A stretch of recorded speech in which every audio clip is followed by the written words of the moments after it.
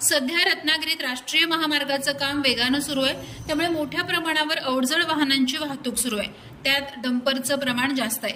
मात्र त्यातील अनेक वाहन चालक ही वाहनं भरधाव वेगानं चालवतात आणि त्यामुळेच अपघात घडत असतात।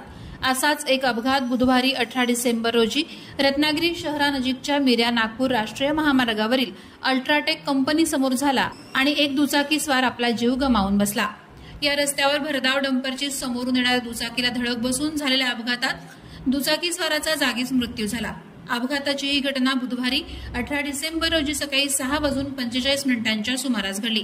जाकीर मलंग रिफाई वय 22 राहणार क्रांतीनगर झोपडपट्टी रत्नागिरी असं अपघातात मृत्यू झालेल्या तरुणाचं नाव आहे। याबाबत त्याच्या मेहुण्यानं शहर पोलीस ठाण्यात खबर दिली। त्यानुसार जाकीर हा परटवणे येथील मटण शॉपमध्ये कामाला होता।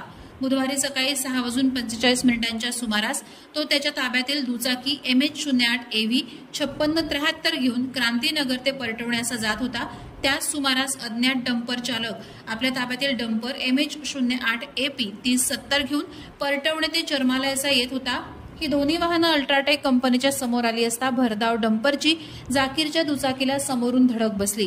त्यामुळे जाकीर डंपरच्या मागील चाकाखाली फेकला गेला आणि जागीच मृत्युमुखी पडला। अपघात झाल्यानंतर डंपर चालकानं अपघाताची खबर न देताच घटनास्थळावरून पळ काढलाय। या अपघाताची माहिती मिळताच शहर पोलिसांनी घटनास्थळी धाव घेत अपघाताचा पंचनामा करून मृतदेह उत्तरीय तपासणीसाठी जिल्हा शासकीय रुग्णालयात पाठवला।